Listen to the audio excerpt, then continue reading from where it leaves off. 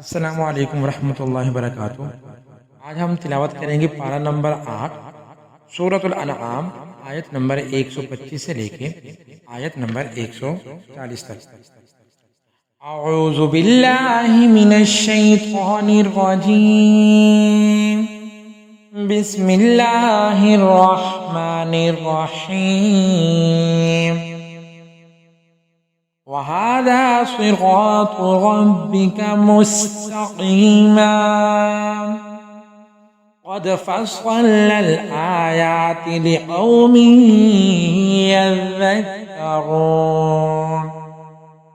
लहुम दारुस्सलाम इन्द रब्बिहिम व हुवा वलिय्युहुम बिमा कानू यअमलून। वयौम यहशुरुहुम जमीअन या मअशरल जिन्नि क़द इस्तक्बरतुम मिनल इंस वक़ाल औलियाउहुम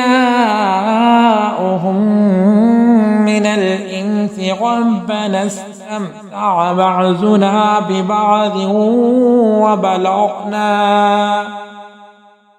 वबलगना अजलना الذي أجلت لنا قال النار مثواكم خالدين فيها إلا ما شاء الله إن ربك حكيم عليم وكذلك نولي بعض الظالمين بعضا بما كانوا يكسبون. يا معشر الجن والإنس ألم يأتكم رسل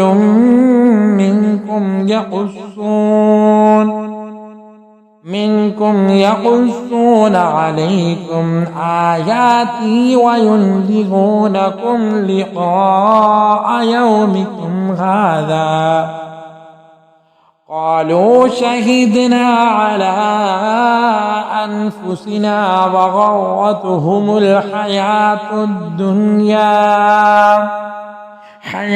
الدنيا وشهدوا على أنفسهم أنهم كانوا كافرين.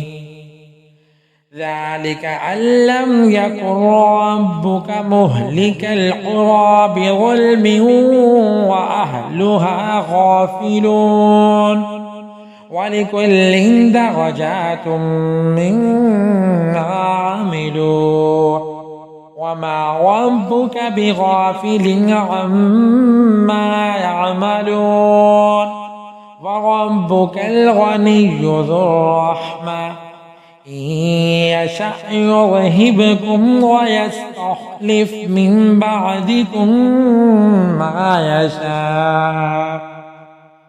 ما يشاء كما أنشأكم من ذرية قوم آخرين.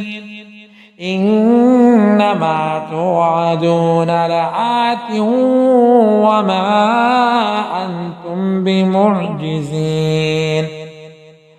قل يا قوم اعملوا على مكانتكم إني عامل فسوف تعلمون من تكون له عاقبة الدار إنه لا يفلح الظالمون. وجعلوا لله مما ذرأ من الحرث والأنعام نصيبا فقالوا هذا لله بزعمهم وهذا لشركائنا فما كان لشركائهم فلا يصل إلى الله وما كان لله فهو يصل إلى شركائهم ساء ما يحكمون. وكذلك زين لكثير من المشركين قتل